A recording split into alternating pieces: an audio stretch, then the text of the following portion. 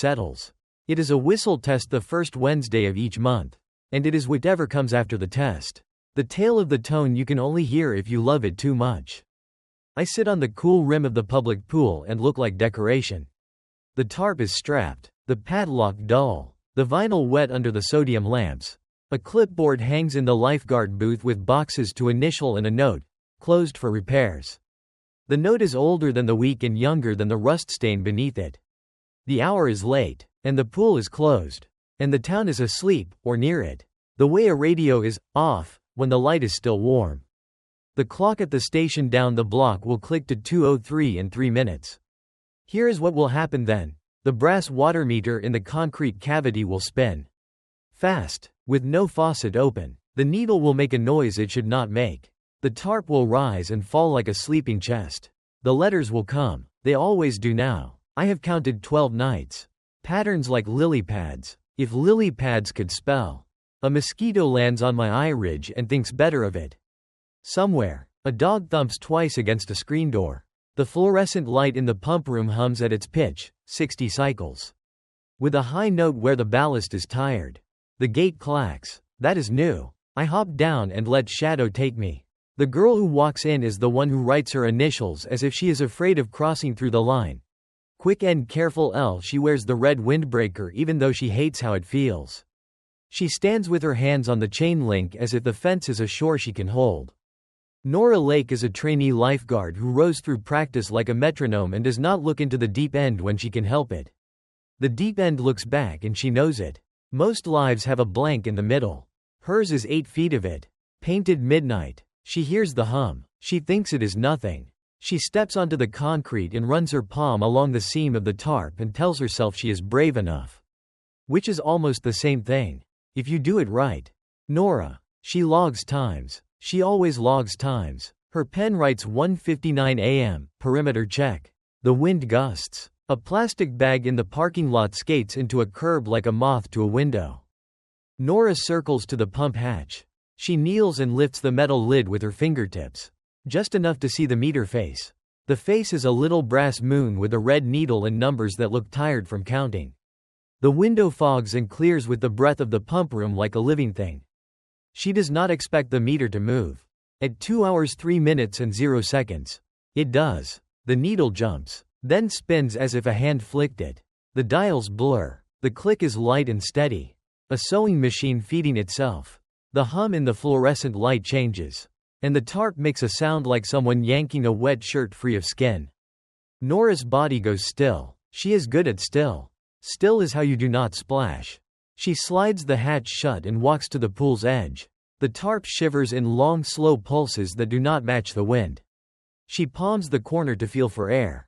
There is no air, only water, pressing up through tarp, through her hand, through her. Maintenance, she says, and the word is right and wrong at once. On nights before this, there were frogs. Tonight there is one, small, green, polite as a paperclip, sitting on the stainless ladder as if it owns a key. It looks at her. It looks like a joke some kid cut from rubber. It does not move when she moves. The tarp flattens. Then it rounds up again. Low tide to high. The ridges make lines. The lines make letters. SAVEME. They are not big. They are careful. Like someone who thinks in grid paper. The vinyl holds them for a long second. Then the ridge slides and they are gone. The way chalk writing goes when the rain does not fall but remembers. Nora's breath leaves by mistake. It comes back as little sips. She is 16. She is strong. She is afraid of what she cannot see under her own feet. She is not afraid of letters. Letters live on clipboards and announce when swim meets start and warn not to run. She opens her palm on the ladder's rail to steady herself. The metal is cold and very slightly alive. The ladder vibrates. Not shake. Vibrate. With intention. She feels it under her skin. The way a cat's purr goes into bone. Short. Long. Short. She does not know Morse. She has seen it in a book with dots and dashes that look like someone trying to draw rain. The frog does not blink. The light hums at 60. The meter ticks. Nora writes something she has never written on a city form. 203, movement in tarp. Ladder vibration. Save me, she adds. Witnessed alone. She stops. She glances back at the gate. No one. Marrow Creek at 2 in the morning is a church between sermons. She needs a second pair of eyes. She knows exactly whose. She goes to the payphone outside the rec center, digs a quarter from the windbreaker, and dials a number she does not have to look up. It rings 4 times and then a click. Like a radio coming on. Of course. Ortiz residence. Caleb says. Too formal. Always pretending a station is listening. Did you move anything with the valves tonight? Nora asks. What? He is awake now. He is more awake whenever someone speaks in the language of pipes. No. Dad's graveyard on the other side of town. Why? The pool's doing something. He exhales into the receiver. Doing what? It's using water through a locked meter. She says. And the simple truth is the scariest version. And the tarp just spelled. With letters. What letters? Not disbelief. Curiosity with a notebook. She lowers her voice as if sound might carry water back into the room. Save me. Silence. Then the ragged noise of someone dragging a chair to a desk and clicking a switch. Caleb lives half in the FM band. His room smells like solder when you open the door. Okay, he says. Stay there. I'm going to listen. Listen how? To the town, he says. If it's water at municipal scale, I'll hear it. The pipes talk. Give me 5 minutes. She looks at her watch. 2:06. Not 5, she says. Now. He does not argue. She hears a tone through the receiver. A sharp little test beep he uses to center a dial. A scrape. The thump of a paperback stack falling. His mutter. Nocturne band, utility chatter, okay. The tarp breathes again. Not words. Not yet. She stands with her back to the chain link. Eyes on the ladder. Which is still. Nora? Caleb's voice hisses. And not from the phone. She looks around. No one. He is in her ear from somewhere else. His family's radio habit of talking across wires as if distance is a fault you can ground. I'm catching a carrier that shouldn't be there. Same tone as the monthly whistle. But softer. Like it's under blankets. You can hear a whistle through a pipe? She says. Incredulous breaking through. You can hear anything if it repeats and if you love it. He says. He is showing off. He is also right. Hold the phone to the ladder. She hesitates. Then she does it. The stainless steel rail is not a speaker. It behaves like one anyway. The hum comes through her fingers. Tiny. Like the feeling you get touching the hood of a car an hour after it parks. Okay, Caleb says. That's a code. I can't, hang on. She does not know Morse but she knows names. And there, too small to pretend she didn't hear it, comes a shape she recognizes because her body recognizes it first. Nora. She pulls the phone back to her mouth. Did you? It spelled your name, Caleb says. Too excited to be gentle. Who's with you? No one. Leave, he says. Please, I'm not joking. I know you hate. I don't hate, she says, and stops, because this is a lie. And lies get the rhythm wrong. I'm fine. You are not fine, he says. This is not a prank. This is a system doing something it can't. Do not stand next to the part that wants you. She closes her eyes. The neon bud sign in the bar across the street flickers its weak blue against her lids.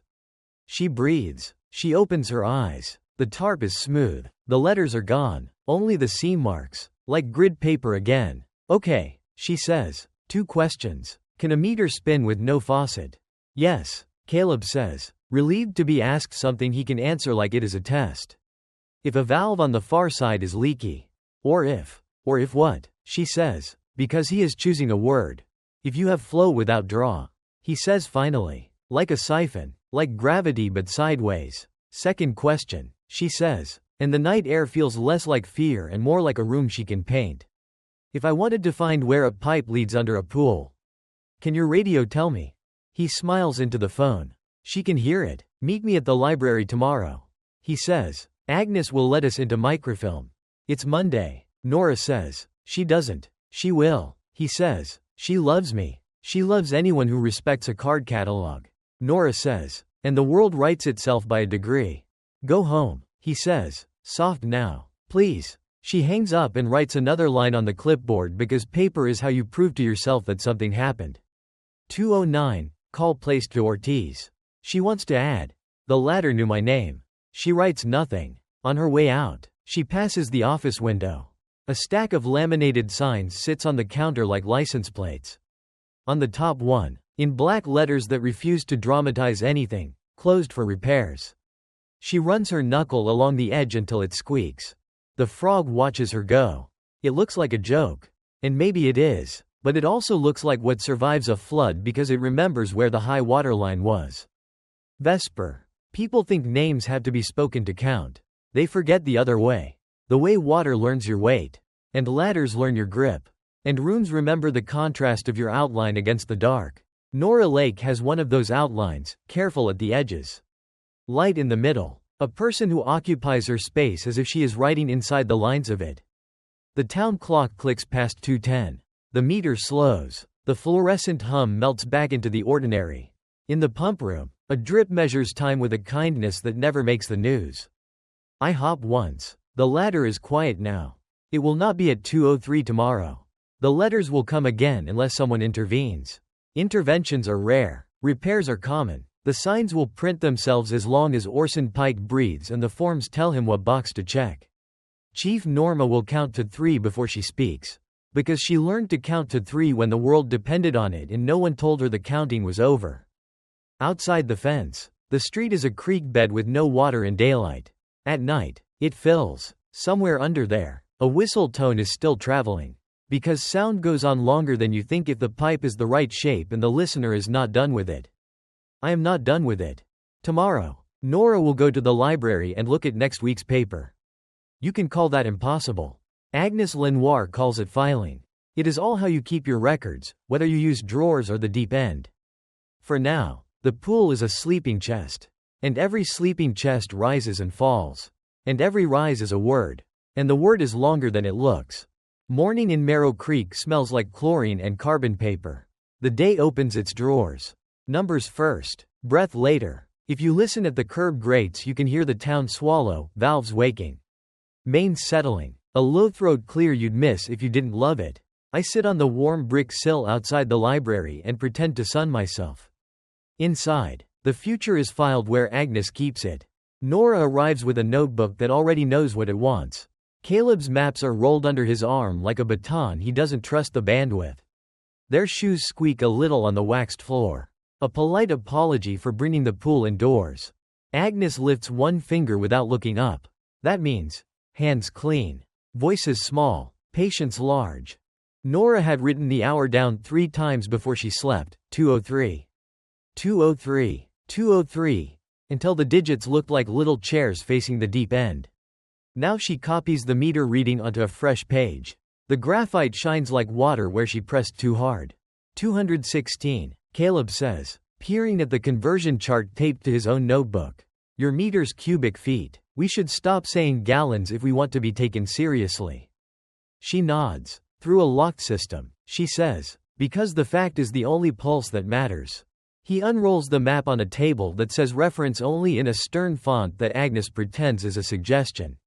Blue pencil lines show the mains, tiny circles.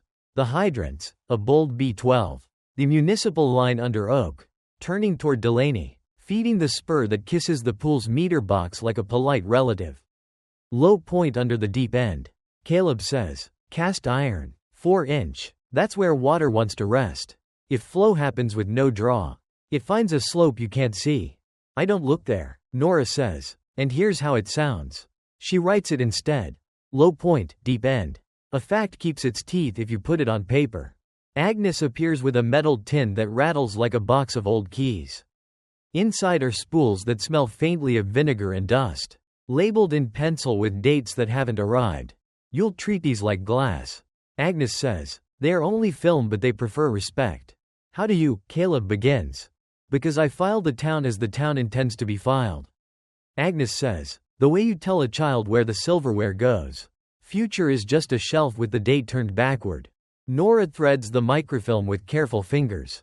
The sprockets accept the holes with a small pleased sound. The reader's lamp is the kind of color that makes skin look like bread.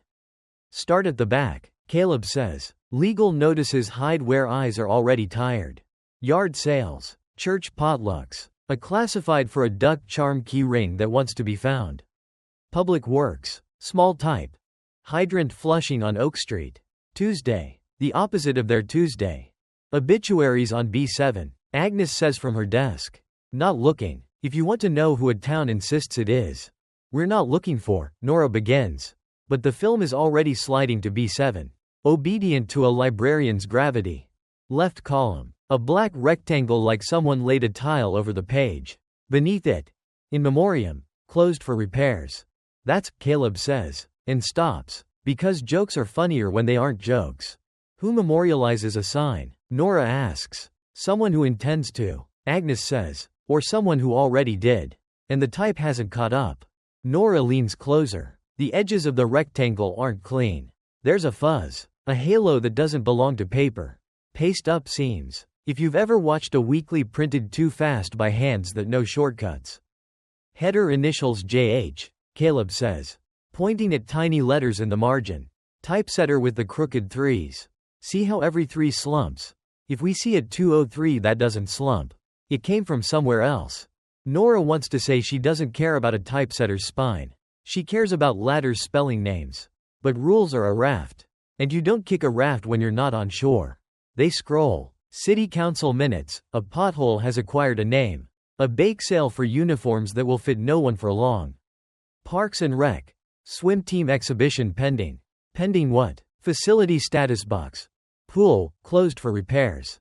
Effective date. Blank. Blank dates are where responsibility refuses ink. Agnes says. As if answering a classroom question no one asked. Nora notes effective date. Blank and feels a small itch in her palm where the ladder's vibration had nested. She rubs her thumb along the edge of the reader's table. The laminate is smooth, a little swollen at the corner from a spill. The film jumps. She hasn't touched the knob. The sprockets are teeth and groove. But the image hiccups backward one frame. Then another, like a breath swallowed too fast. Don't chase it, Agnes says, and the room has gone so quiet the lamp becomes a voice. Let it come to you. Film hates to be hurried. It lands on a full-frame photograph. No columns, no type, the pool without water, concrete raw, lane lines ghosted in lighter gray like bones under skin. In the center of the deep end, a round metal plate with bolts like stud earrings. A hatch. The black stamp at the rim is almost legible 1962? Or 196, something the light refuses to hold. There's a scratch, Nora says, squinting. Across the emulsion, like someone dragged a coin. Where would they get this shot? Caleb whispers. When would they? Agnes says, not unkindly. Nora doesn't breathe for a long count of 3. She counts like Chief Norma does before speaking. The way you count when sounds change things. 1, 2, 3. The hatch stays. The scratch stays. The lamp winds a little. High and thin. Caleb traces the edge of the frame with a fingernail just above the plastic.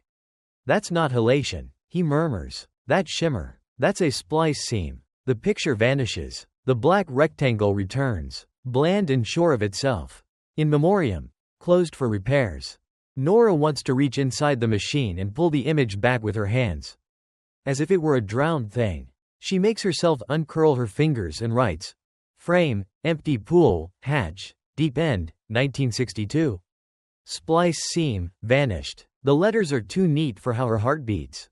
The bell on the library door clicks and sighs.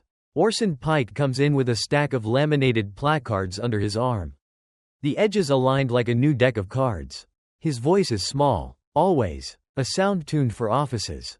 Notice for the board. Agnes, he says, quick drop. Don't mind me. Good morning is ambitious. Agnes says, pin it straight. Orson slides a pushpin through closed for repairs and presses the cork with 2 fingers. Gentle as if the board could bruise. The effective date is a blank line. He straightens the sign as if its posture will keep the room safe. Supply chain, he says to the air. Which is safer than saying it to Nora. Parts delayed. What parts? Caleb says. Too fast. Repairs parts. Orson says. And smiles. Which is what you do when you have a phrase you like. Meters drift in the heat. Needles wander. At exactly 2:03. Nora says before she can stop herself. The number feels like a pebble in her mouth. Coincidence is a louder word than it is a fact. Orson says. Which is something he probably read in a management book and liked for how it sounds. He tips his head toward Agnes. Keep your young scholars from crowding the board. Cork is a finite resource. Dates without ink make worse neighbors than children. Agnes says, not looking up. When the door closes, the air settles. Caleb exhales the way radios do after a carrier drops. He knows. Nora says. He knows something. Caleb says. He doesn't know we know. Write what you saw. Agnes says. Finally standing. Then decide if you can carry it. If you can't, you will anyway. So choose the shape of the bruise. She unlocks a cabinet in the back that holds ledgers so old the cloth frays along the hinge like eyelids. The Parks and Rec maintenance book opens to a page that smells like basements and the kind of pencil no one makes anymore. Work ticket number 740, paint. Epoxy. Lane lines. Number 741, pump belt. Number 742, diving board bolts.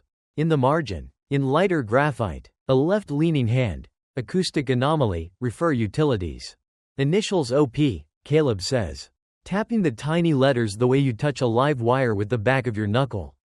Orson Pike. No date. A pencil line under it. Hold signage ready. Twice underlined. Who keeps signs ready like flashcards? Nora says. Not to anyone. Someone who believes rehearsal is permanent. Agnes says. She flips a tab that is red like a wound. 68. The paper beneath is thinner. Almost tissue. Demonstration. Siren coordination. Participant names blacked out with a China marker so dark the film would have translated it as a void. Outcome. A line through the word that might have been successful or safe or complete. A strike that takes the meaning with it. See incident file E11. Return materials to lower storage. Lower storage where? Nora says. Her voice sounds like a hallway. See pool, mechanical, deep end. Agnes reads. The same left-leaning hand. The same habit of leaving the date to someone else. They do not look at each other for a length of time that, if misused, would be called forever. Agnes shuts the ledger before it sheds. She replaces it with a municipal code binder whose tabs have been stroked smooth. Page flagged. She says. Emergency training drills. Authorized personnel may conduct after-hours training that temporarily alters water level for safety education. A loophole with a welcome mat. Caleb says. We need someone authorized. There is a woman who counts to 3 before she speaks. Agnes says. She owns keys that could bruise. Ask her to say the word, training, into the correct box. Chief Norma. Nora says. Because saying a name makes the room align. Agnes nods once, as if a stamp has struck. Go before Orson thinks of a date. She says. Leave the board alone. It is already grieving. Vesper. They walk out into heat that smells like tar and library glue. The microfilm light fades in their eyes by degrees. The street is a creek bed with no water at noon and too much at night. Caleb loosens the map in his fist so it doesn't crumple where the B12 line curves. Nora tucks the notebook under her arm as if it might shake. Across the way, the rec center's soda machine coughs once. A dry little sound like a pipe remembering. It is not 2:03. The day insists on being day. Even so, something in the lines hums at a pitch you can't carry unless you're made for it. They don't know it yet. So I keep it for them. The hatch number is 1962. The steel was stamped on a Thursday. A man who is not in any book turned the last bolt with a wrench he later left on a shelf and forgot. The water has not forgotten. Water can be petty like that. Or precise. Chief Norma's office is a window that faces the firehouse apron. A row of volunteer helmets hangs like a sentence that hasn't been diagrammed. Norma herself is taller when she's quiet.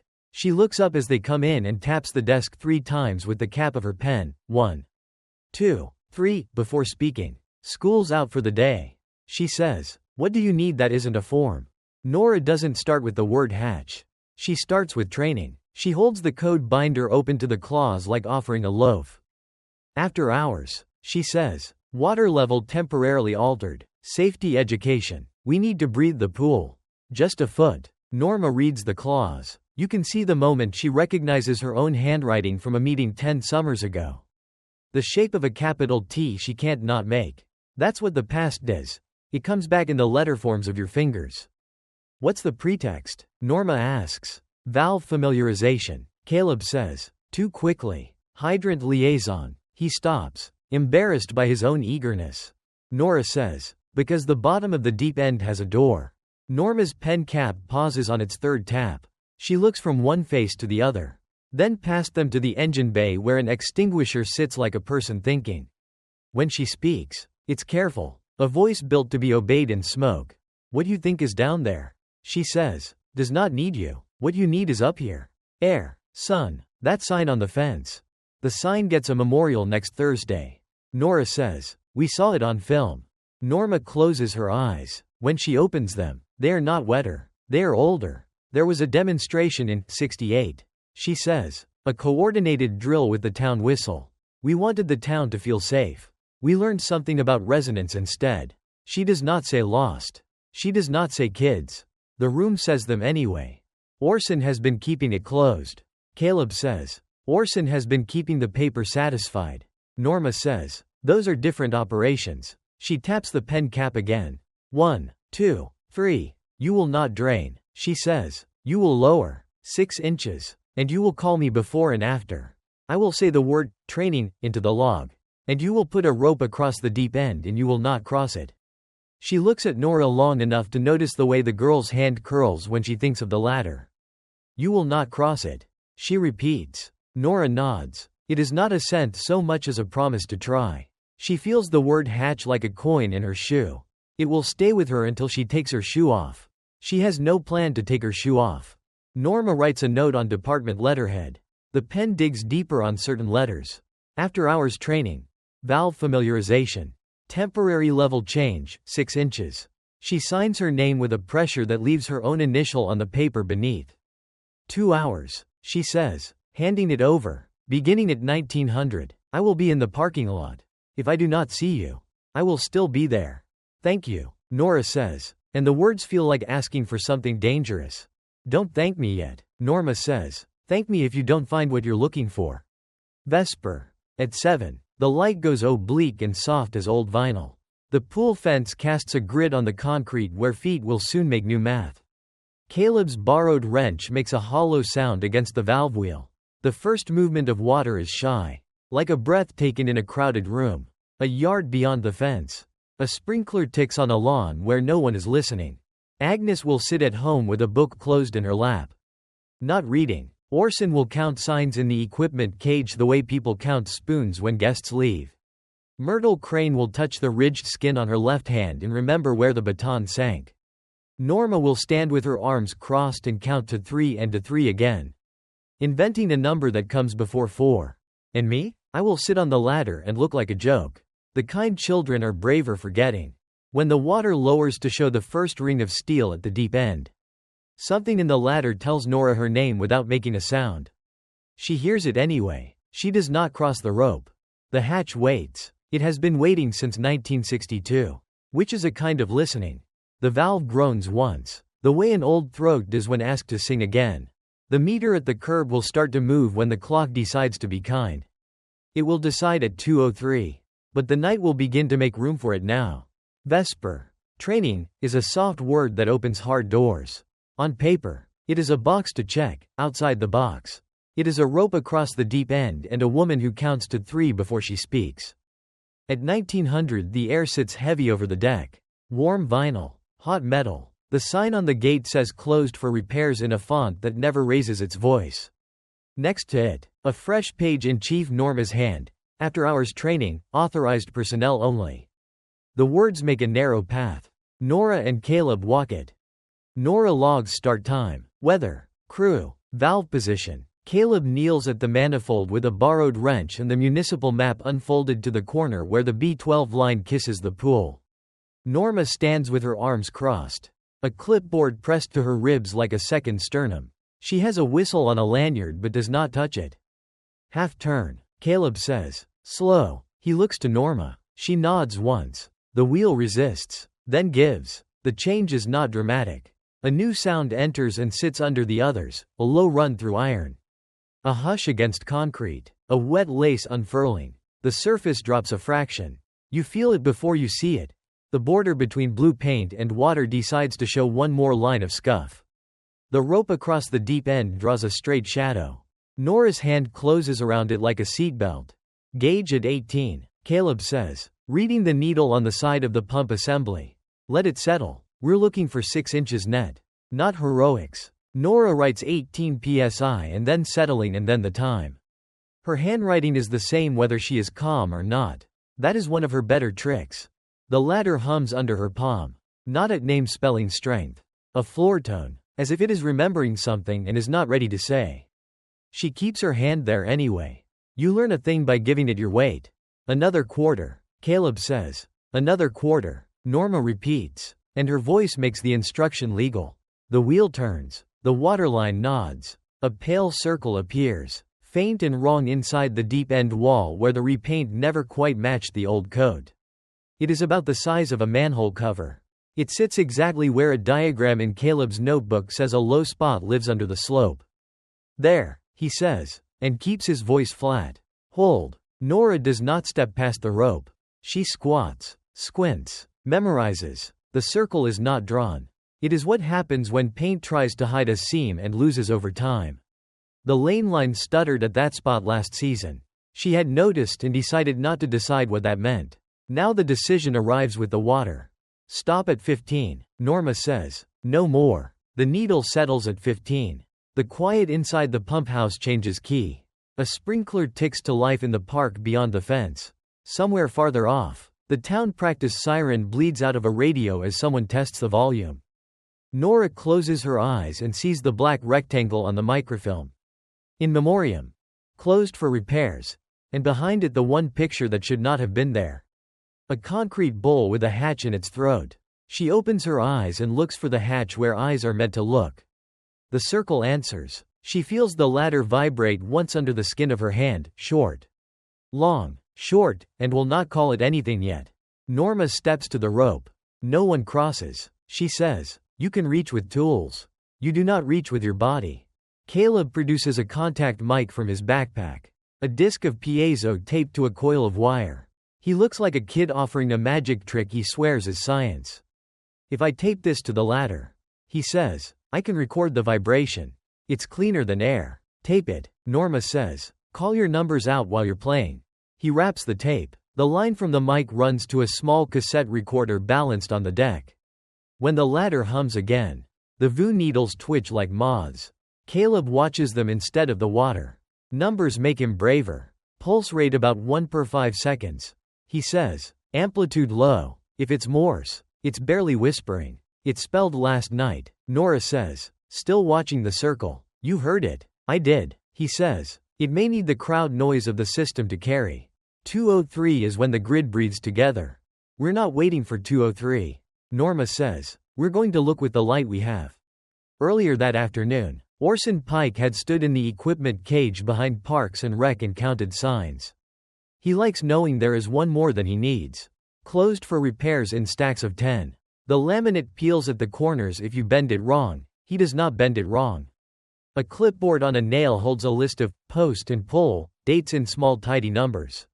Many of the dates are missing. Orson likes blanks almost as much as he likes ink. The phone on the desk had rung once. He had let it ring again before picking up. Parks, he'd said. He keeps the and rec for people who earn it. Supply angle on that order you wanted. A man from purchasing had said. Bolts, hatch, steel, old sizes. Not in any current catalog. Your note says, touch-up paint, instead. You still need the hardware? Touch-up paint, Orson had said. Enough to last us. The old sizes can stay old. Copy that. Orson had looked at the corkboard and the empty row where, effective dates, live. He had written the word pending with a pen that was almost out of ink. The line looked like a whisper. Myrtle Crane arrives at the fence a little before sunset and does not ask to come in. She places her left hand on the chain link where the diamond wires meet the square post. The skin across the knuckles is raised in a pattern that looks like ripples. It did not come from heat. It came from pressure and time. You don't want an audience, she says to Norma, but loud enough that the kids can hear. You're getting one anyway. We all paid for this pool. Norma nods once. You'll stay outside the line, she says. I'm old, Myrtle says. Lines are the only thing I respect anymore. She laughs under her breath at herself. It's not bitter. It's not sweet. It's a valve that lives on memories instead of pipes.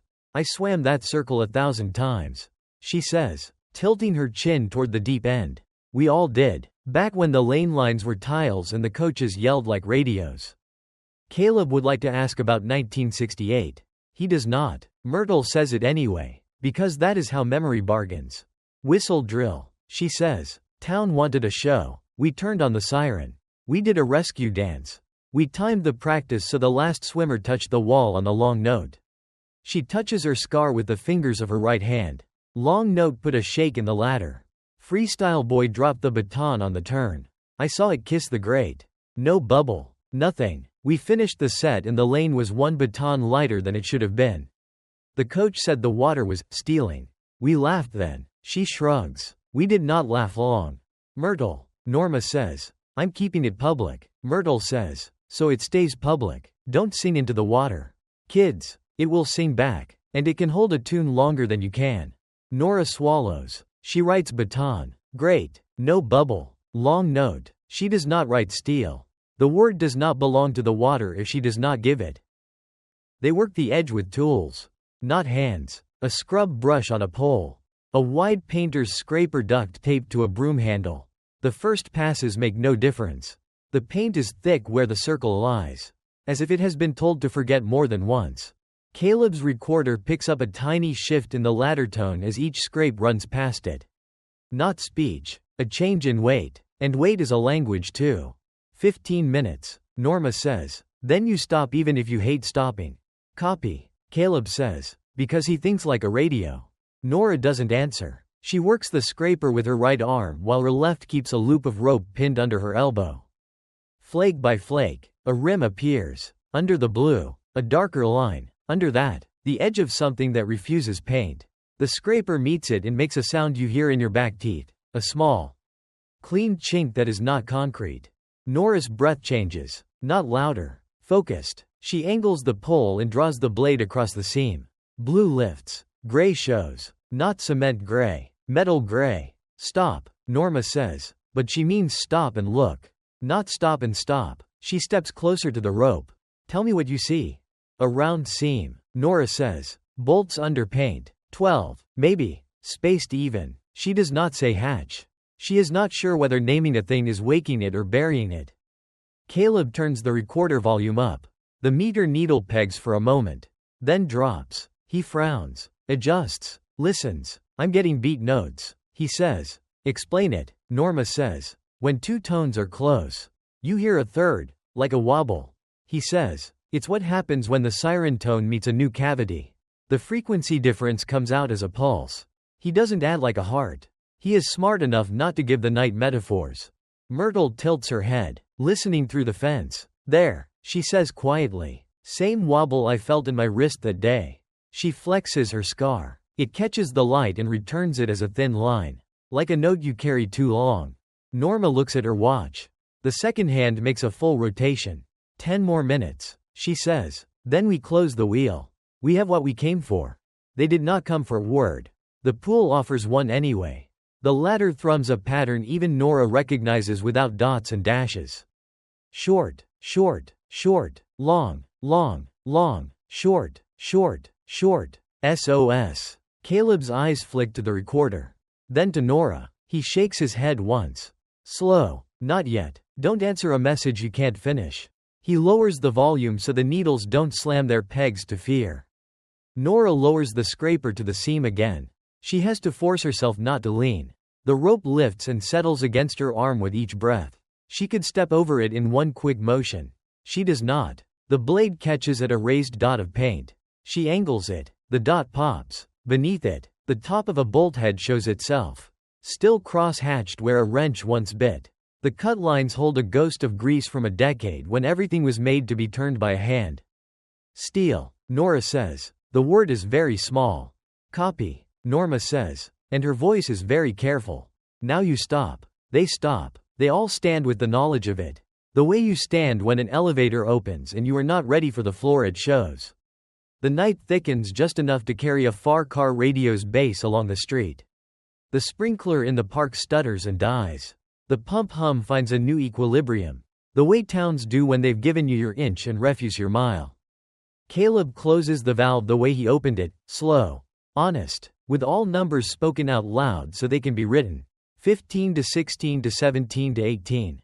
The waterline erases what it just revealed by the depth of a thumb. The circle stays visible under the wet. Darker now that it has been scraped.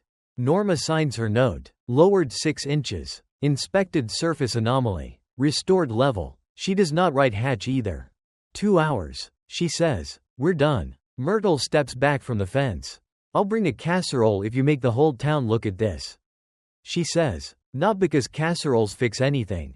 Because they put a table under a body that needs one." Agnes will tape the new training note inside the cover of the code binder when Nora brings it back.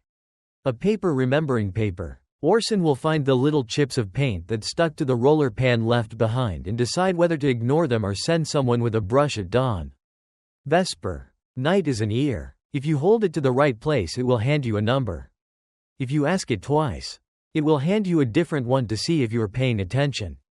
At 2:03, the meter will do its trick.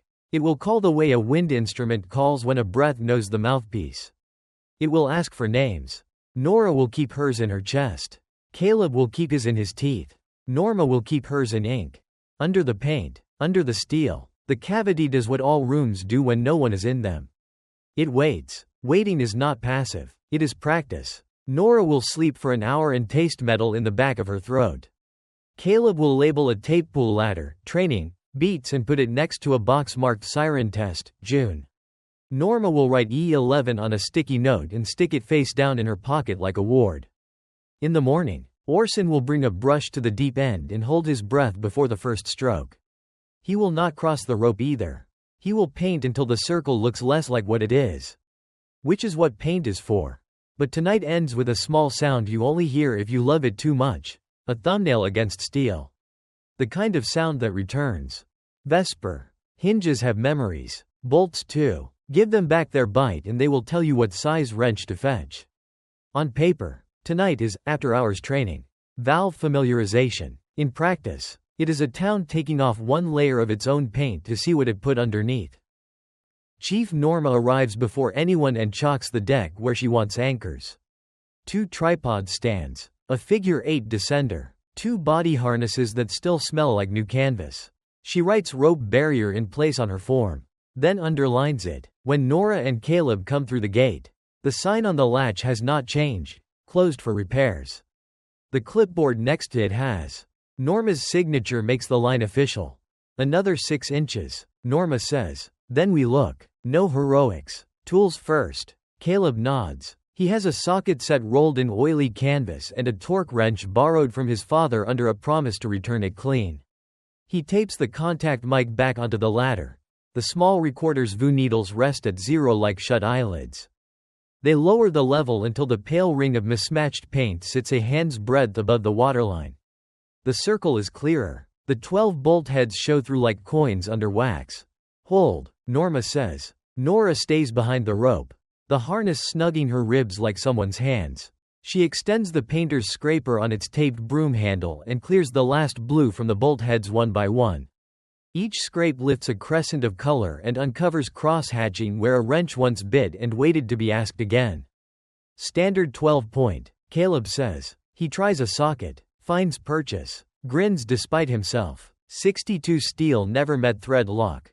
Numbers out loud, Norma says. 1, Caleb says, leaning into the first bolt until it breaks its seal with a dry chirp.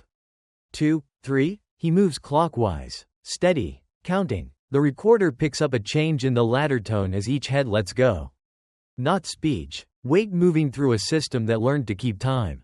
Myrtle Crane returns to the fence without being invited. She wears the jacket with the mended cuff. She does not speak. She keeps her left hand on the post, palm to the metal, and listens through skin. Bolt 9 protests longer than the others. Nora breathes in to match Caleb's push. The way you do when you spot a lifter even if you are 2 yards away. The head surrenders with a little squeal that leaves a taste of battery in the air.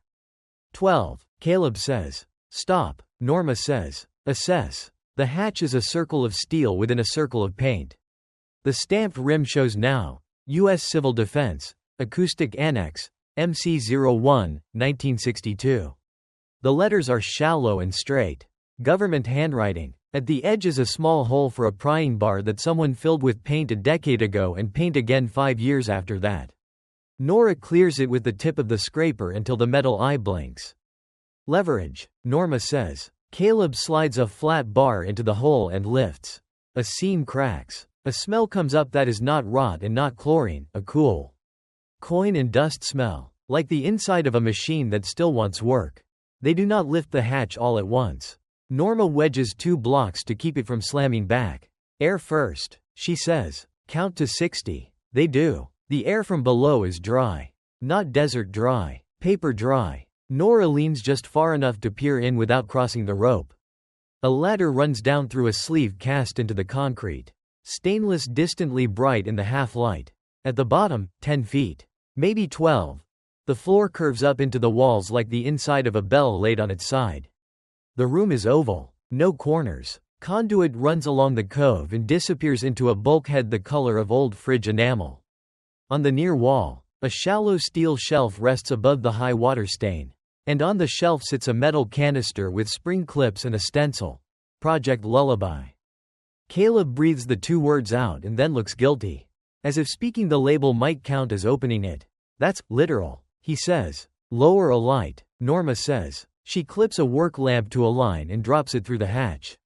The bulb fries out on its way down and pops. Too hot for the cool room.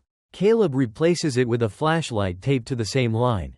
The beam walks the curve. The walls are scored with horizontal striations, the marks trowels make when you're shaping wet surface for sound. The floor's drain is a small slotted circle at the low point. Not meant for leaves. The ladder's lowest rung sits dry. Inspection only, Norma says, looking at Nora's harness as if it is a question she can answer by staring. You keep 3 points of contact at all times. You do not unclip. You do not go past the shelf. Yes, Chief, Nora says, before the part of her brain that hates depth can object. Her hands go to the ladder by themselves. The metal is cool and clean. It vibrates at a floor tone she recognizes in the bones of her wrist. Caleb goes first. Rope through the descender. A belay across a stanchion chalked on the deck. Nora follows with a secondary. Norma lowers their lines with gloved hands. A metronome you can trust. Down is not far. It feels farther. The oval room makes voices come back as shapes instead of words, mid-swelling. Highs clipping off. The room is the instrument. It was built that way. Nora stands on the last rung and does not step onto the floor. The air at shin level is 10 degrees cooler. Caleb's beam finds the shelf. The canister's lid has 2 spring latches and a felt gasket. Someone believed in dryness. Describe. Norma calls. Oval chamber. Caleb says. Plaster over concrete. No speaker horns. Conduit to a sealed bulkhead. Looks like the siren feed. Shelf at 4 feet. Can marked Project Lullaby. Stencil still sharp. Open it, Norma says. Hands careful. Caleb releases the latches. The lid lifts with a little kiss of felt leaving steel. Inside, a 7-inch reel in a clear box with a tape leader marked in grease pencil siren mix plus choir, youth. Under it, a second reel. Blank case. Same leader color. A manila envelope stamped CD training materials, return after use. Inside the envelope, a mimeographed sheet. Purple ink faded. Titled Operational Note. Acoustic Suggestion. Civil choir over siren fundamental. Bulleted points. Do not exceed 90 seconds continuous. Children's voices recommended for masking panic. Do not instruct verses, use syllables. The last line is a caution. Coordinate with whistle test. Avoid architectural resonance exceeding county tables. 68. Caleb says. Quiet. Reading the rubber stamp in the corner. Revised 1968. Nora looks at the floor stain again.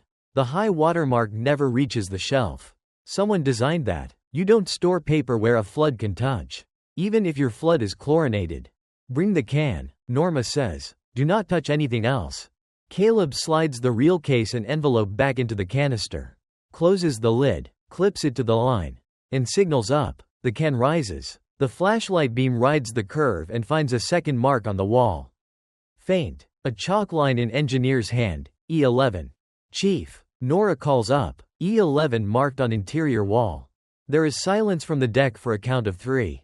Copy. Norma says. Climb. They come up one at a time. When Nora's head clears the deck, she breathes hard like she has swum a distance without taking water into her mouth. Caleb unclips, then helps seat the hatch back down without tightening the bolts. Norma puts the wedges back to keep the seam honest. They open the can under the lifeguard stand. The reel is in good condition. No vinegar curl. No mold. The handwriting on the leader is adult. Careful. Not a teacher's. A clerk's. What did you build? Caleb asks the town without meaning to. Something that sings while it tells you not to be afraid. Agnes says from the gate. None of them heard her come. Librarians move like they learned from film. Frames. Then light. Agnes stands with a checkout bag and a Tupperware of cookies as if this were an ordinary evening errand that happens to include an artifact. She does not enter until Norma nods. Project Lullaby. Agnes says, reading the stencil as if she had suspected the words but wanted them to say themselves. They always named the worst ideas gently. Do we play it? Caleb asks. You play it away from water. Norma says. Recorder's portable. Caleb says. We can sit on the bleachers. Not yet. Norma says. 2 steps. Record the ladder tone now. Then close and restore level. We don't leave this place open. She looks at the bolts like they are children you send to bed before guests come over. Caleb clicks the recorder to rec. Tapes a second mic under the guard chair for comparison. And calls out time stamps. The ladder tone is steadier than last night. The VU needles nod. He notes baseline hum. 58 to 60 seconds per minor drift. And beat notes present. Orson Pike appears at the far end of the fence the way weathered is. You knew it would. But not the second. He does not call out. He watches. His hand grips 2 laminated signs by the edges. The stack is shorter than yesterday. You're out of date, Agnes says without turning. Your board told us so. Orson gives her a small smile that does not arrive anywhere near his eyes. Boards don't talk, Agnes, he says. People talk. People hear what they want. We want a date, Norma says. You'll put one on your sign before you sleep. I'll put pending, Orson says. Then you can read your name aloud at the memorial. Agnes says. I have a black rectangle that insists on it. Orson looks at the hatch rim and pretends he does not see MC01. Close your hatch, he says softly, not to be heard, and leaves. Norma lifts 2 bolts with her fingers and sets them back in their holes without turning. Level to mark, she tells Caleb. Then we step away from the edge and hear what you brought up. The wheel on the manifold turns back. The waterline climbs like a decision taking effect. The circle goes glossy, then shy, then disappears under the depth a hand cannot hold. The seam stays as a darker rain. A bruise under paint. They carry the can and the recorder to the bleachers. The night has come on with its cheap constellations, sodium lamps. Neon beer sign. A block over porch light with a bad switch. Norma sits 2 steps up. Arms wrapped. Not cold. Myrtle settles on the bottom board. Hands folded on the cane she does not need. Agnes sets the Tupperware where no one can knock it over by being afraid. Caleb threads the tape like it's the first time. Even though he's done it on junk decks 100 afternoons. Leader through guides. Around capstan. Across the heads. Into the take-up. He breathes out. He does not press play. Describe. Agnes says. Gently. 7-inch reel. Caleb says. 1/4-inch tape. Leader marked siren mix plus choir, youth. Handwriting steady. Same person as the can stencil. No splices visible on the outside layers. Time. Norma says. 21:38. Nora answers. Caleb reaches for the square red button. He stops. The VU needles move. He has not hit play. The recorder is still armed from the ladder baseline. The needles wake anyway, quivering on a sound the mics are catching without a source on the bleachers. A tone rides the grass and concrete. Faint as a coat seam. Beneath it, something else. The rise of a human note that tries not to be a word. Nora feels it under her tongue the way you feel metal before you taste it. Myrtle's left hand tightens on the cane and then relaxes 1 finger at a time. Agnes does not look at the machine. She looks at the pool, which looks back without ripple. It's too early, Caleb says to no one, as if the night has broken a rule he respects. Nothing's playing.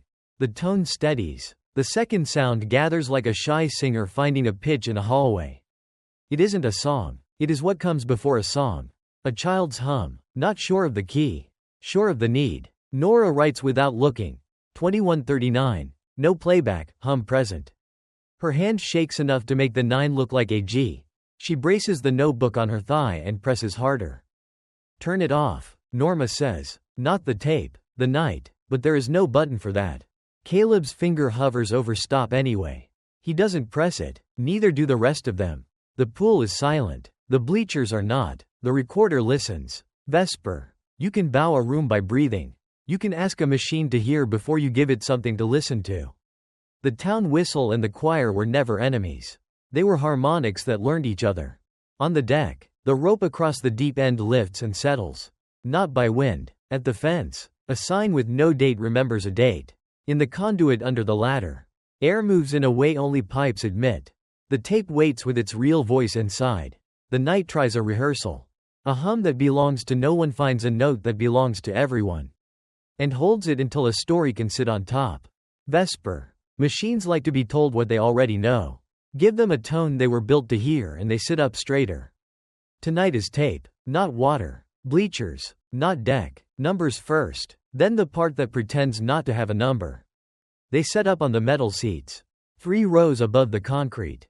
A pace back from the fence. The pool is a flat gray under the lamps. The rope across the deep end is a sentence with nothing after it. The can-marked Project Lullaby sits between Nora's shoes. Caleb lays the portable deck on a towel to keep its feet honest. Headphones, spare batteries, a fresh cassette in the field recorder labeled ladder baseline, 2100 now flipped to bleachers, playback. The contact mic is still taped to the ladder where they left it, its line snakes to the recorder. 2 inputs, A and B. He traces each cable with a finger the way you'd trace a word you want to remember. Log, Nora says. She's already writing. 2142, setup complete. Tape, 7 inches reel. Leader, siren mix plus choir, youth. Deck volume low. Distance from pool, 18 feet. Her letters are tight. Square. The page edges wear a shine from use. Norma stands where she can see both their faces and the line on the fence where Orson would appear if he felt like appearing. Agnes holds a thermos in her lap with both hands like it is a formal document. Myrtle leans her cane against her knee and keeps her left palm on the bleacher plank. Feeling through metal. Caleb threads the tape. Pinch roller. Capstan. Guides. He presses play. Air first. Then the fundamental, pure. Not siren yet. A long A that isn't a municipal pitch you know even if you don't know you know it. The room gives it back without echo. Just wait. Over it, a line of human sound enters careful. The way you carry a pie across a yard. Not words. Syllables. Law. Law. La with mouths closed to keep courage from leaking. Nora writes. Fundamental plus children's hum. Her hand steadies. Caleb keeps the deck low. He listens in the headphones and peers at the VU needles as if they were language. Beat at 2 Hz, he says. No, that's drift. 1.8. It's moving. He reaches for the field recorder and taps the ladder channel. The A input wakes. Its needles nod in time with something the deck isn't putting out loud. Ladder hears it, he says. It's riding the rail. Norma. English. When 2 tones meet, you hear their difference as a wobble. Caleb says. The siren math is making a third thing. That thing rides into metal. Myrtle breathes out through her nose. A sound that is not a laugh. Always the third thing, she says. The coach used to call it, the shake. He said don't fight it. We tried not to. Nora watches the rope at the deep end. It does not move. She looks back at the deck. At Caleb's thumb set against the capstan housing as if his skin could throttle a machine if needed. The tape carries instructions disguised as reassurance. A woman's voice, under the children. Lower than them, counts quietly. Not for the audience but for the operator. 30. The voice says. 45. The tone swells to meet a mark and then releases a fraction. The way you hold a door for someone when you want them to feel safe but not invited. Agnes pulls a folded sheet from the manila envelope and holds it at arm's length under the lamp. The purple mimeograph is faint but legible. Operational note. Acoustic suggestion. Civil choir over siren fundamental. Bullet points. She reads without changing her face. Do not exceed 90 seconds continuous. Children's voices recommended. Avoid lyrics. Coordinate with whistle test. Avoid architectural resonance exceeding county tables. She flips the page. At the bottom corner. Revised 1968 and a half-torn initial. What were they training for? Nora asks. The question is paper thin. To keep panic where they could see it. Agnes says. To teach bodies to line up when the long note says line up. Caleb points. The ladder channel's needle rises and falls like a tired chest. He clicks the recorder to rec. 2152. He says for the log. Bleachers playback. Ladder input live. Beat amplitude increasing at a rate of. He loses the number and doesn't chase it. Increasing. On the bleachers, the tape reaches a splice marked with a greased pencil triangle. The fundamental steps up half a semitone. The children's hum follows with a small delay that makes the wobble larger before it settles. The hairs at the base of Nora's neck try to count faster. She doesn't let them. Far beyond the fence, a dog barks once. Across the street, the neon beer sign snaps off and on, then gives up. The field recorder catches all of it. The tape in the deck does what it was built to do. Time, Norma says. 21:54. Nora says. Stop at 22. Norma says. Do not go past 90. Caleb nods even though the tape is older than his obedience. They break for air. Norma checks the fence again. Orson does not appear. The bleachers cool by a degree. Enough to pass for mercy. Agnes has not taken a sip from the thermos. Myrtle rubs the ridge of her scar with her right thumb and moves the hand away before it looks like prayer. Nora flips through the envelope again. A second Mimeo sheet hides behind the first. Thinner. Stamped Incident E-11. Clip with a rectangle cut from the paragraph where dates live. Agnes smiles without humor. They cut the calendar. She says. All that tells you is what day they were afraid of admitting. What's left? Caleb asks. Agnes skims what remains. Demonstration, siren coordination, youth cohort, duration uncontrolled. She taps the margin. A hand I recognize, same slant as the maintenance ledger. Writes return materials to lower storage and nothing else. She sets the paper down. When someone uses the word return without when, it means not now, and please forget. Norma looks at the pool. They did not forget, she says. The rope remembers. The ladder knows a name. The ledger remembered a caution and no date. Caleb resets the deck. Second pass. He says. Lower volume. I want to catch the ladder when it breathes. They start again. Tape play. Recorder rec. Ladder mic live. The children come in softer. As if told to sing to themselves. The fundamental holds a steady 60-cycle cousin, not the same frequency. The same kind of work. 21:59. Nora says. Her pen makes the 5 as a straight line. She cannot help it. Her teacher pulled points for that in 7th grade. She won anyway. The wobble fattens. The ladder needle. A input. Rises. The bleacher deck hisses tape hiss that is almost kind under the steady tone. Caleb leans forward to nudge the volume back a half notch. At 2200 the far hydrant on Delaney coughs a pint of water into its own dust and quits. No one opened it. The recorder catches the hollow thunk. A drum in another room. Caleb glances at Nora. Grid's breathing. He says. It is not a metaphor and sounds like one anyway. They let the reel run to 2201 and stop clean. The tape motor winds down. The ladder tone on the recorder does not. It keeps its slow push. Like a person thinking. Agnes folds the sheet again. The black rectangle will print. She says. It will sit over a square of names the type never set. It is not a threat. It is what paper does when a librarian insists on it. Nora looks at the notebook where she has written E11 3 times without noticing she did it. She closes the cover like that could keep something inside. Again at 02, Caleb says, if it behaves like last night. He checks his watch. 10 after 11. A long way to go. He rewinds to a mark and sets the take up back a little. He doesn't say just in case. He doesn't have to. Vesper. The hour between late and tomorrow is when towns rehearse. A porch light tests its bulb. A menu board hums too loud for no one. Pipes ask themselves if they are alone. They never are. At the rec center board, the topmost placard loosens in its pin because Quark contracts at night. Closed for repairs tilts by the width of a comma. Orson will straighten it in the morning like saving a life. They do not talk much until 1:40. Myrtle stands to stretch and sits again because the noise her knee makes scares her on principle. Not because it means anything. Agnes takes one sip of coffee finally and lets it sit in her mouth until the bitterness turns to work. Norma walks the deck once and taps the hatch with one knuckle on her way by. 1, 2, 3. The sound is metal reporting there and not here. Caleb sets the deck for a quick start. Headphones on one ear, ladder channel on the other. Nora sits so she can see both his hands. She writes the time at 1:59 and leaves the next line blank as if space could hold what is coming better than ink. The air changes the way gym air does when people start to arrive. It feels like bodies and it's not bodies.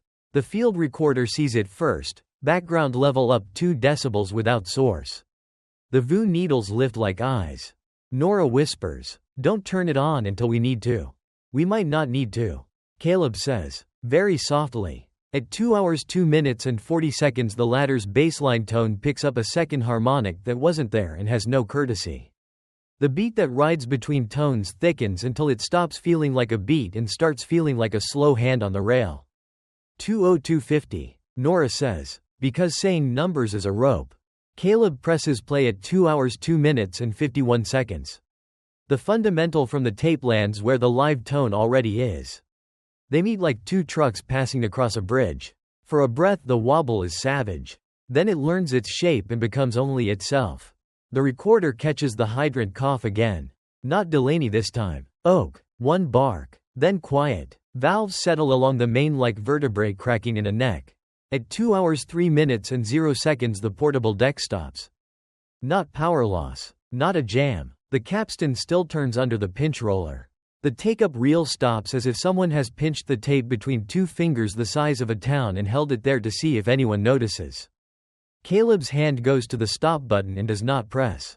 He looks at the tape path, no slack. No loop. Motor alive. Spool still. He hears something in his left ear that is not the tone and not the children. The ladder channel pegs the needles hard to the right and stays there like a stuck breath. Nora feels her body make the shape it makes before a dive, chin tucked. Shoulders set. Hands ready. She is not diving. She is sitting on an aluminum bench in the dark. Her muscles cannot tell the difference. Myrtle's left hand opens and closes on the edge of the seat. Agnes does not move. And then, in Caleb's headset, a voice. Not old, not young, not male, not female. A voice with no age the way water has no birthday. Close as a whisper and far as a culvert. It says 3 things. In this order. Count. Hold. Name us. Morning files itself. Last night leaves a note. The recorder holds a hiss and a steady tone. The words count. Hold. Name us. Do not appear on tape. They appear in the air that the tape drank and forgot. Machines are faithful until the town asks them to be humble. They play the cassette back twice on the bleachers. The VU needles walk the same path. Tone. Wobble. Hydrant cough. Silence. No voice. Caleb rewinds to 2 hours 2 minutes and 49 seconds and listens again. One ear half out of the headphones like an apology. Nothing, he says. He hates saying it. He likes when numbers love him back. Nora has already written the sentence she will keep crossing out and rewriting. 2 hours 3 minutes and 0 seconds, deck stopped. Headset voice reported 3 words. No print to tape. The ink shines in a way that makes her feel superstitious about light. Chief Norma gathers them with a look that replaces the word meeting. They carry the can-marked Project Lullaby and the field recorder to the firehouse. To a metal table that has been wiped so many times it reflects faces as smudges. The volunteer helmets line the wall like punctuation. Norma taps the pen cap against the table. 1, 2, 3. Then she opens a gray file drawer that sticks at the inch where drawers like to test you. She pulls a manila folder whose tab reads E11 in tidy block letters. The ink faded to the color of bad grapes. On top is a memo that begins with all capital letters that don't help. Demonstration, siren coordination. Civil defense supervision. Names redacted with a marker that soaked so hard it made tiny galaxies at the edges. A line that should read duration is clipped. A line that should read incident conclusion is struck with a single purposeful stroke that takes the sentence with it. Norma does not perform confession. She lays documents down and lets their weight do the speaking.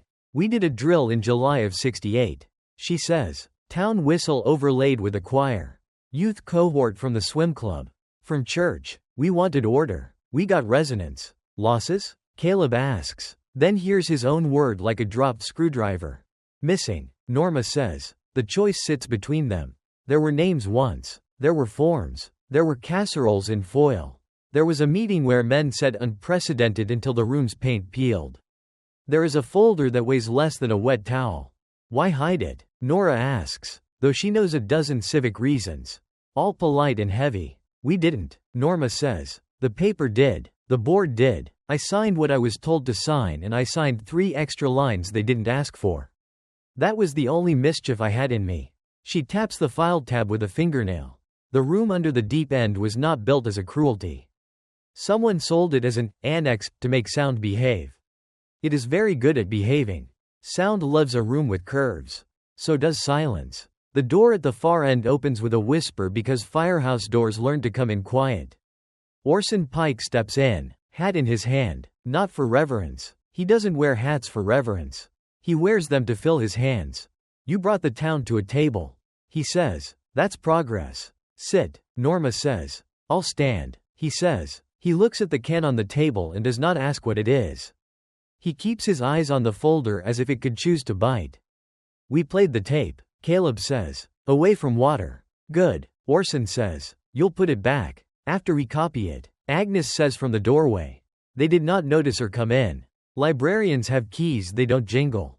She lays a hand on the folder as if it were a born thing that might roll off the table. Orson's voice is a little voice built to carry through rooms where people don't like loud. Do not drag the town into the deep end. He says, people need a sign that says closed for repairs and not an essay. Signs are for short truth. Agnes says, this one is longer. Liability. Orson says, memory. Agnes says, insurance. Names. Orson looks at Norma to make it an offer instead of a fight. We need to keep this contained. He says, parts are on order. Dates are pending. The board is. Stop, Norma says, and does not raise her voice. She taps the pen cap. 1, 2, 3. We will finish the word training on the form. We will not write pending where a date belongs. You may keep your signs. You will not keep the one for Thursday. It already belongs to something else. He gives the small smile he uses when he loses and can turn loss into a delay. You can hang your theory on my corkboard if it makes you feel municipal. He says, in 3 days I will replace it with a notice that keeps the phone quiet. He nods at the can. Put that back where you found it. Not yet, Norma says. Orson tips his hat in the direction of compliance and leaves. The door finds a way to close without sound. Myrtle arrives without knocking, as people do when a building is theirs by use. She leans the cane against the table edge, sets her left forearm down so the scar is in the light. The ridges look like a topographic map of a riverbed. She hooks a thumb toward the pool that is in all their heads even if none of them can see it. You want to know where it took the baton, she says. They walk back together in heat that makes pavement smell like pencil erasers. Myrtle stands at the fence. Not crossing. She points with the cane tip. 6 tiles north of the drain. 1 tile east of the ladder. The place where lane lines used to be little black squares and now are paint. He flipped at the long note and dropped it like it burned. She says, I watched it tap the grate and go through nothing. No swirl. No bubble. As if the water didn't notice it is water. Did you all hear anything? Caleb asks. The whistle and our own breath.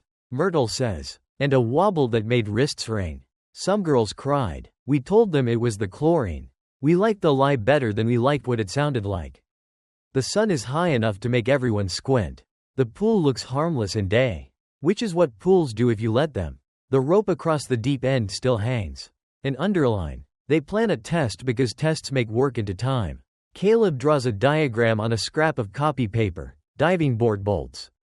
Mount. The board's flex frequency at a teenager's weight.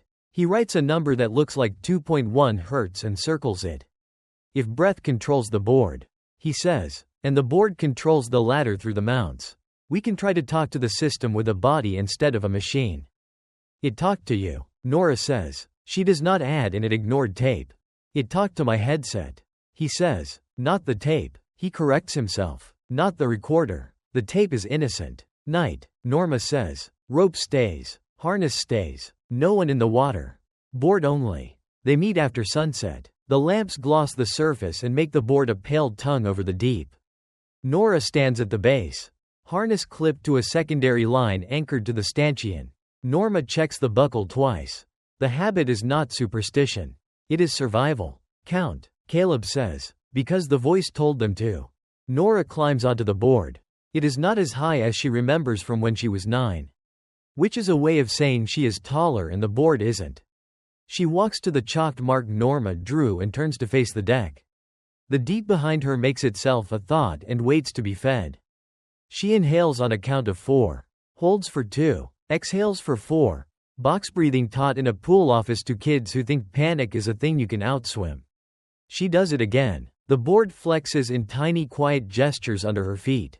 Caleb's field recorder sees the change first.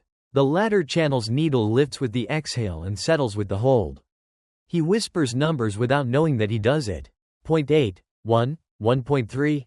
Hold, Norma says at the end of the third breath. Nora holds. Her body knows the 4 count without the numbers. On the hold, the board finds a steady flex. A single bow that hums under skin. The latter answers. The tone that lived at the edge of hearing steps forward. It is not loud. It is precise. It follows Nora's ribcage. When she inhales, it goes with her. When she holds, it makes a thin line like a string drawn across a bow you haven't loosed. Again, Caleb says. He is almost smiling and ashamed of the word again in this context. Nora repeats. In for 4. Hold 2. Out 4. The tone homes to her. When Caleb tries to breathe loudly from the deck to see if he can push it, nothing shifts. When Norma counts aloud, the tone ignores the numbers and follows the chest on the board. Name us, Agnes says quietly from the bleachers. No one told her to be there. She brings a paper cup of tea and doesn't drink it. Nora opens her mouth to say a name. The wrongness of saying any name hits her teeth like cold. She shuts it and counts instead. Caleb changes tactics. Listen for letters, he says. If it does Morse, your breath might make dashes. I don't know Morse, she says. Short is short, he says. Long is long. Don't learn, copy. She tries. In inhale-exhale lengths, she traces the rhythm the latter had used to spell earlier in the week. Short, short, short. Long, long, long. Short, short, short. SOS. The board gives back in kind. A neat seesaw under her feet that makes the screws in the mount sing in tiny harmonics. The recorder prints it. The tape hears the wobble. The second input, the air mic, catches breath and night and something else, a faint, low syllable at the edge of person. Myrtle presses her palm into the bleacher plank until the ridge of scar makes a white crescent. Same shake, she says. She does not say boy or baton. The scar says it for her. Nora swallows. The swallow feels like falling. She tries a name in her head. Not with her mouth. She gives 3 counts to the thought and breathes on the 4th. The latter hum shifts like a dog tilting its head. Did it, Caleb starts. Again, Norma says. Nora thinks of a second name she does not know on paper. A name from somewhere else. A name that rhymes with lengths and tiles and summer. She can't grab it. She gives the thought up and counts again. In 4. Hold 2. Out 4. The room under the deep end bows back. Caleb whispers his own name in his head and breathes to see if the system cares. It does not. He counts in front of his lips. Nothing. He holds too long. Nothing. The deck stays machine. The ladder stays instrument. The board stays waiting. Nora's turn. She steps an inch farther toward the end. The harness line tightens and holds her. The board flexes into the number she is. Not the number anyone else can supply for her. She inhales. 4 counts. On the hold, the tone climbs half a step and stays as if braced in a door. On the exhale, something rides down the ladder into the water that is not water. The tape in the deck she is not thinking about moves on its own. The power is on. The play button is not pressed. The reels turn a 1/4 inch and stop. No motor, just motion. Caleb's hand lifts, then drops. His mouth opens. He does not speak. Nora keeps breathing because abandoning the numbers now feels like breaking a line. On the next hold, a shape arrives at the board like someone weighing the far end with 2 fingers. Not enough to move her. Enough to make the mounting bolts announce themselves. She sees the head of the nearest bolt in her mind as a diagram, cross-hatched. Clean, metal that wants turning. She exhales. The board releases. The latter hum sketches 3 short beats. Then a long one, not letters. A count. 3. Caleb says without wanting to. Again, Norma says. And the voice is steady. Not because she feels steady but because everyone else needs it. Nora counts. She holds. The hum draws a longer line. The kind you use when you underline a word because you are too young for italics. The recorder prints tone and wobble and breath. No voice. The headset stays faithful to silence. Agnes finally speaks into the part of the night that will accept only nouns. False bottom, she says. We gave the town one. It gave us one back. She gestures at the board. The rope. The lid they raised. There are always two floors. Paper and what happens. Paint and what stays under paint. Sound and the room it moves through. A wind comes up and dies. The flags on the far field clack once. Nora shifts her feet to the chalk mark again. She can feel the board as an equation now. Wait, flex, return. She imagines the deep under her as storage. She imagines the names as something filed wrong on purpose. She can feel the place in her chest where her own name fits the ladder's frequency. She breathes into it. The tone answers. It answers only to her. She keeps breathing until the shape at the end of the board puts a colder weight down and the bolts complain and the rope across the deep end lifts an inch though no one touches it. The recorder's ladder channel tips its needle into the red and stays there. Nora, Caleb says, not frantic, present, come off the board. She does not move. It feels like moving would unspell something. She takes one last inhale and holds long enough that her chest stings. In the hold, the tone stops wobbling and becomes a straight line that everyone hears without headphones. A single, thin pitch that turns the night into a wire. On the exhale, it speaks, not in words. Not to tape, not to them. It speaks to her breath. And it says something she doesn't have letters for yet. Vesper. Training, says lower level 6 inches. Drain, doesn't fit any box. On the form, Chief Norma adds a second line, pump test. Hydrant liaison, and signs the word authorized like a weight. Paper opens the gate. Valves do the rest. They stage it like a drill because a drill is allowed.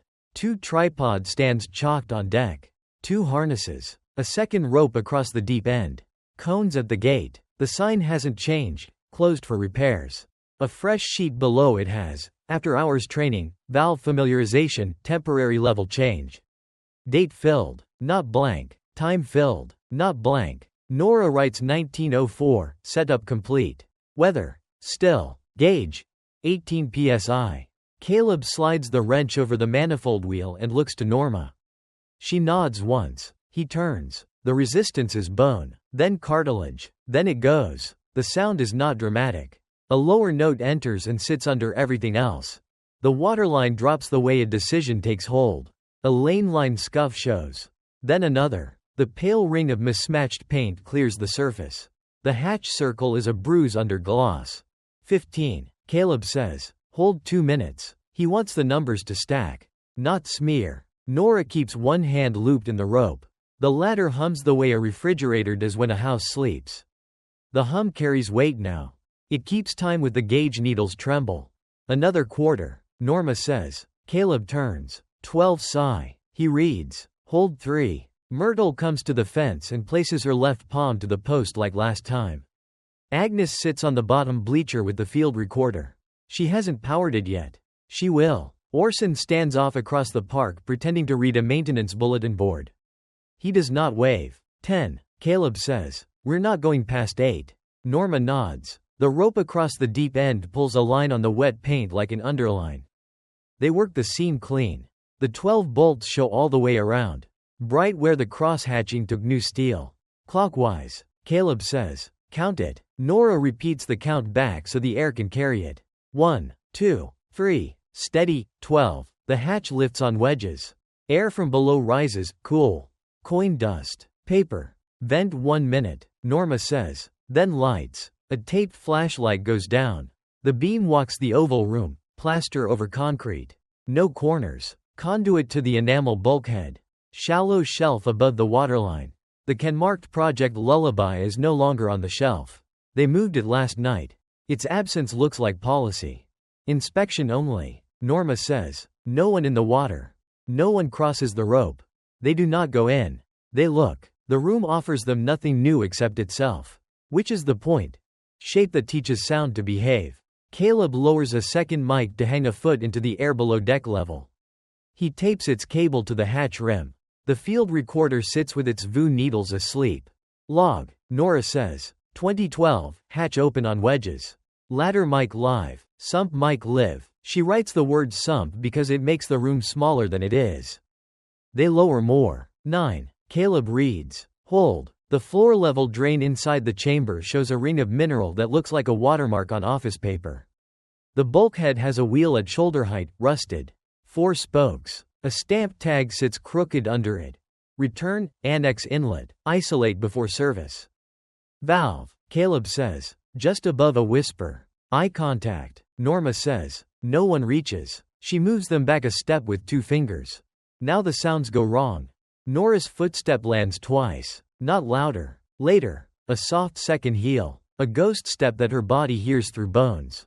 She blinks and takes another step. It does it again. The rope creaks at 1 pitch on the first move and a hair higher on the second.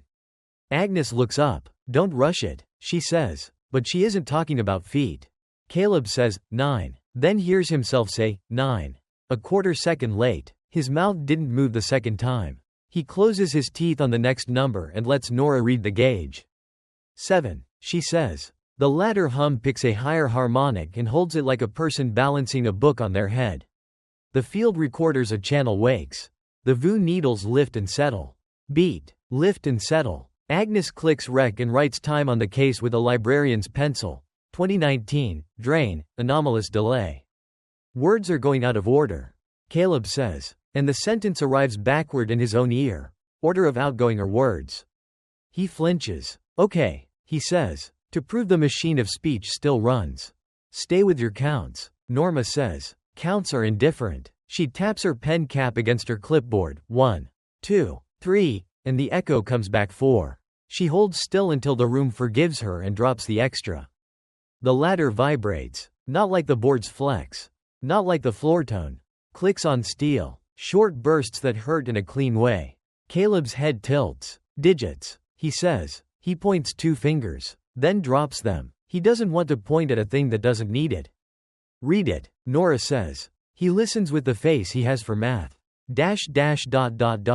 He says. That's 5. No, 2. Wait. He flushes. Angry at himself. The room makes hesitation feel like drowning. Slow, Agnes says. Write. Then decide. Nora writes. And leaves 2 squares between sets. The pattern organizes. Long, short. Long, short. Long, short.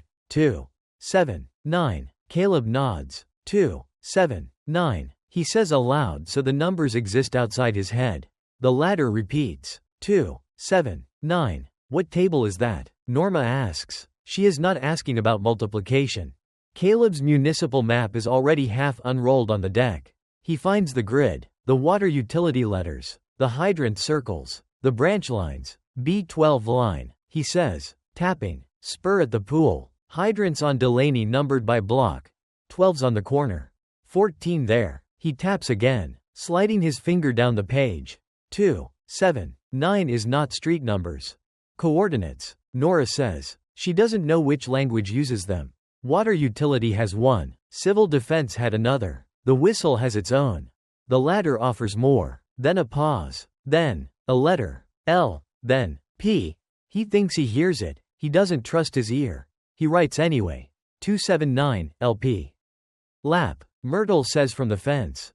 She has not moved her hand from the post. Lap counter rhythm. Too short. Along. Then reset. We used to count sets that way. 32 for a mile in this pool. 40 for something the coach hated. Nora knows that metronome in the body. In. 2. Out. 2. Turn. The hum leans into her chest and comes back the same shape. She doesn't try to control it. She breathes like she did on the board. 4 in. Hold 2. 4 out. The beat rides her ribcage and steps onto the ladder like a second spine. Panels shuddering, Caleb says. He means the enamel bulkhead in the oval room. It quivers in the beam. Not opening. Listening. Norma takes them to the rope. No one steps. She says. You see it move. You do not lean. They lowered to 6. The waterline falls past the hatch rim and leaves it dry. The oval room's tail of water clings to the cove. The drain at the low point shows its slots like teeth. The ladder thumps 2, 7, 9 again, then intervals. Smaller. 3, 1, 3. He writes 2 to 7 minus 9/3, 1/3 and draws a narrow box around it because boxes make people calm. Agnes watches him and does not smile. What are you? Nora says. But she says it the way you ask a pipe a question when you already have a wrench in hand. The rope prints water on her sleeve where she grips it. At 5 psi the sump mic channel rises. The recorder doesn't peak. It plateaus. Agnes clicks her pencil point once, habit. Nora hears the click twice. Time, Norma says. 20:37. Nora says. The numbers land in the right order. 2:03 is a long way off. Don't give it a name before it comes. Norma says. The bulkhead valve inside the oval room moves. Not much. A fraction of a degree. Stuttering over rust. The wheel spokes sigh against metal. The seam around the bulkhead shows a brown ooze where paint gives. Valve motion. Caleb says. Too fast. No contact. He hates notes with no contact.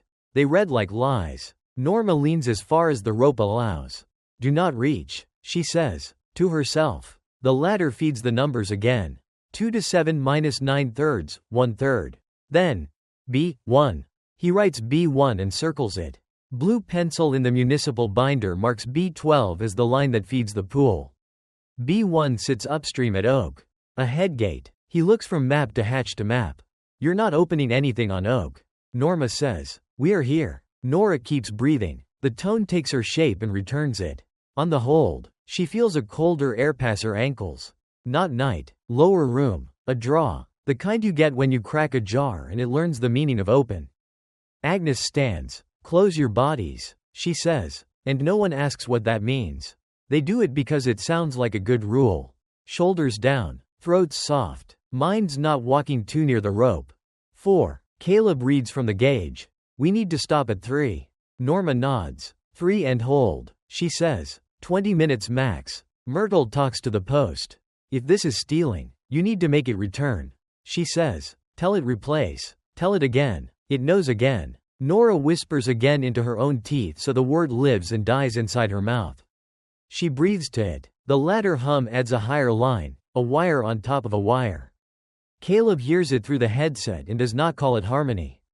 He calls it a second. The interval that turns a tone into work. The bulkhead valve moves another degree. The spokes flex. Something scrapes metal in the sleeve. A draft comes up that smells like pennies. Air, Caleb says. Old, Nora says, and hates herself for saying an adjective when a number would do. She steadies. Cold to ankle. Direction. Up. Copy, Norma says. Eyes up. They hold. They count. 20, 30, 40. The recorder catches a hydrant cough far off, Delaney this time.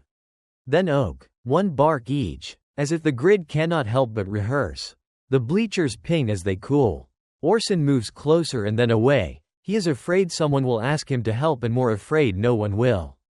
2 minutes, Norma says. 3 more. The wheel inside the oval room turns a quarter. The enamel panel shivers. The rust in the seam crumbles in little cakes. The air picks up, dry and metallic. The ladder stops spelling numbers and hums a straight line that lines up with Nora's hold and with the weight of the board and memory. A wire that stretches without slack. Stop at 3, Norma says. Close to 4 and hold. Caleb takes the wheel back a hair.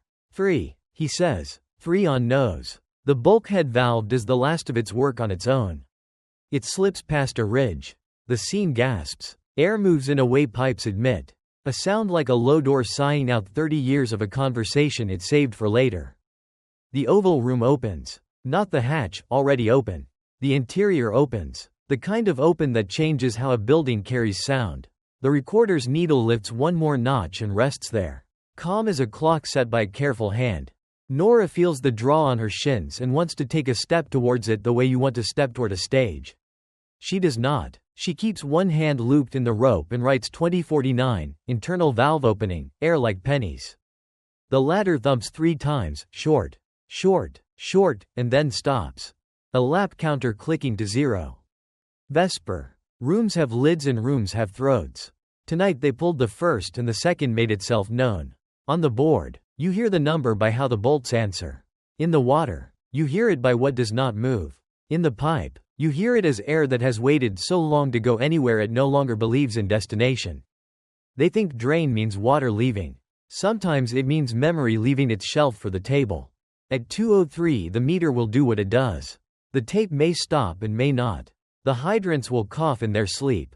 On the wall inside the Oval Room, someone's chalk mark still reads E11. Left hand slanted. Engineer steady. Tonight, the mark gets company. A ring of clean metal around a wheel that turned after it didn't.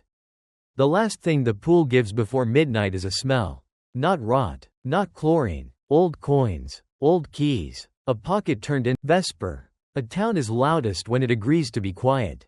You can hear it in how people hold their shoulders. In the way pens make heavy letters.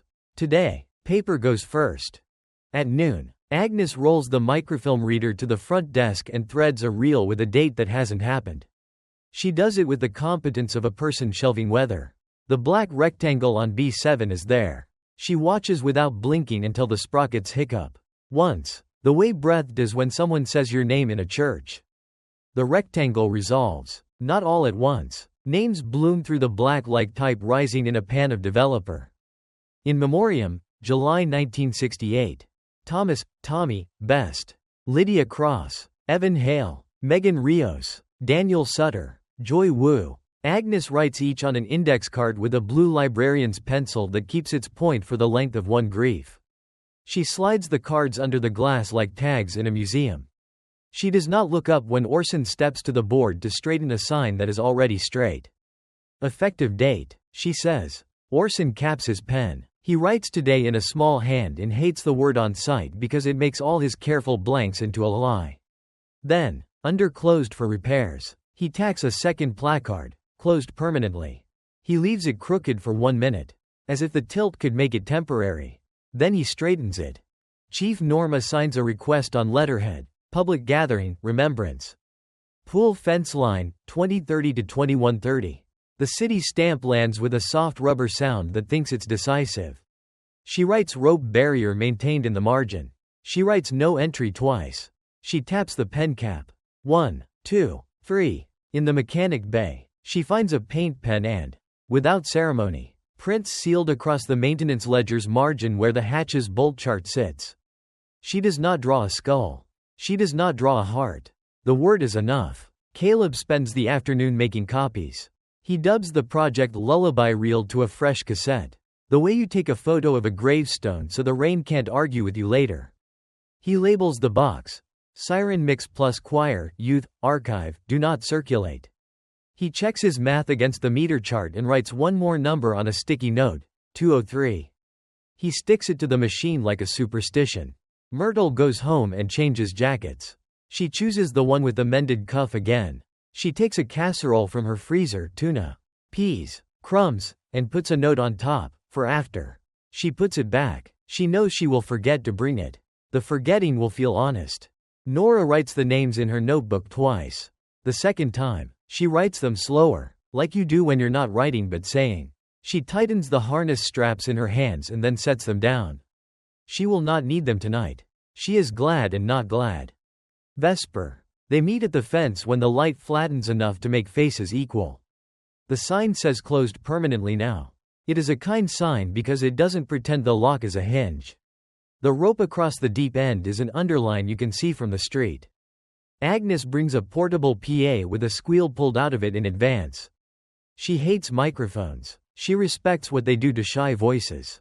She sets a table with a cloth and lays the index cards in 2 columns. She places the can-marked Project Lullaby beside them like a paperweight from a different country. Norma stands with her clipboard and her whistle and does not touch either. Orson hovers where the corkboard would be if the world were made of cork. Myrtle leans on the fence with her left palm flat. Scar up. Caleb restarts the field recorder. Not to catch what the tape will not keep, but to prove to himself that a machine can be faithful even when it fails. People come, not a crowd, a quorum, enough to count as hearing. They don't pray, they read. Agnes speaks first. These are the names the paper owes, she says, and the paper in her hands rustles once, as if embarrassed. If I mispronounce a family's syllables, I will do it again until I don't.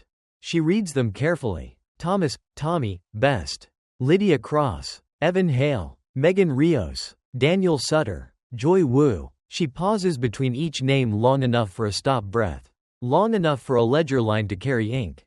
Myrtle says, they swam clean, and stops because the sentence finishes itself. Chief Norma says, we did not keep you. We will keep your names. She looks at Orson when she says we so he can put his signature in that basket and be done with it. Orson says nothing. He nods. That counts. Caleb sets the portable deck on the bleacher and does not press play. He rests his hand on the lid the way you do when you're bracing a loud thing that is not going to be loud. Nora stands by the rope. She does not cross. She breathes 4 in, 2 hold, 4 out. The ladder hum is there.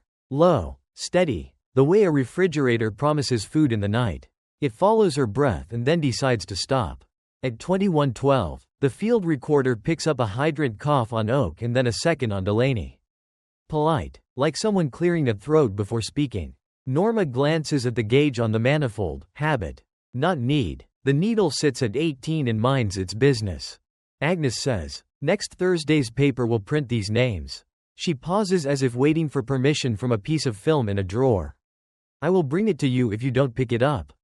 It will sit on your kitchen tables. It will go under a magnet. You will forget it and remember it and forget it again. That is how paper works. Myrtle says, I can tell you where the baton fell. And points to the deep with the cane tip but does not touch the rope.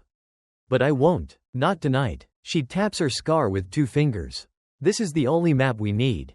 Norma holds up her palm and counts to 3 because that's what she does when she doesn't know what else to do. 1, 2, 3. At 2:03, she says, we will stand quiet. Then we will lock the hatch. Then we will go home. Orson swallows. He doesn't like the word lock. He prefers pending. He prefers repairs. He puts his hand on the hatch lid anyway. Fingers splayed like a person measuring a child's forehead for fever. Vesper. Night does the last of its work. Cheap constellations over the deck, sodium lamps. Neon beer sign. A porch light with a switch that sticks. The pool is a slate. The rope is chalk. If you want the metaphor stronger, you can push it. You do not need to. At 2 hours 2 minutes and 40 seconds, the ladder's tone picks up the second harmonic. Polite, as if asking to be heard. Caleb doesn't lift the tape. He leaves the deck quiet. Nora breathes. Myrtle keeps her palm on fence steel. Agnes stares at the index cards until the numbers of the addresses fade and the letters stay. Chief Norma looks down the line of faces and says, count. In the voice you save for smoke. They do. Quietly. 1 to 10. Not because 10 matters more than 9. Because 10 feels like a number you can hand to a room without opening it. At 2 hours 3 minutes and 0 seconds, the brass water meter in the curb box has a choice. For weeks, it has spun at that second. Eager as a siren. Tonight, it doesn't. The needle pauses on a digit and rests there like a hand deciding not to knock. On the ladder, the hum fades down to the floor tone, the refrigerator promise and nothing on top. The field recorder's VU needles settle to a small quiver that belongs to live air. Not to a wire under the concrete. The hydrants do not cough. The mains hold like a choir with lips closed. Nora doesn't cry. She feels something move across the surface of her chest that is not a sob and not relief. It is a weight redistributing itself the way water does in the dark. She says the 6 names once under her breath. No one hears her say them. The pool does. Caleb whispers, hold, because a voice asked him to. They hold. They do not hold long. Just long enough to make breath count as part of it. Agnes closes her eyes the way a lens closes. She sees the black rectangle on film and the type rising. She sees the next day's clerk tape a strip of updated obituaries into layout with a steadying hand they will shake out behind the building later. She opens her eyes and reads the names again in case language is slow. Orson takes the placard that says closed for repairs off the fence. He presses the hole where the pushpin was with his thumb until the vinyl remembers it. Then he sets the placard on top of the stack of laminates and leaves it there. He does not put it back. He doesn't put anything in its place. Chief Norma lowers the hatch. The scene kisses steel. She tightens the bolts, not just snug. Torqued. Count. She tells Caleb. 1, he says, going clockwise. 2. He doesn't stop at 12. He draws a line with a paint pen across 3 heads. Witness marks. So he can tell if someone turns them after tonight.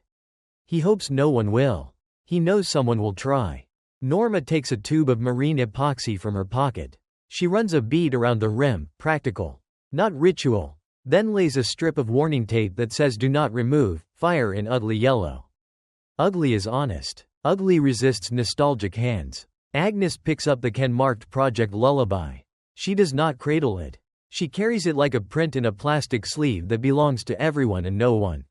Locked stacks. She says. Receipt signed by me and me again. She smiles once. I like paperwork. Myrtle puts her right palm briefly over her scar. Not to hide it. To say name to it. Just once. Nora writes the last lines of her log under a heading that doesn't belong on a municipal clipboard and belongs anyway. 203, meter still. Ladder quiet. Names read. Hatch sealed. Witnesses.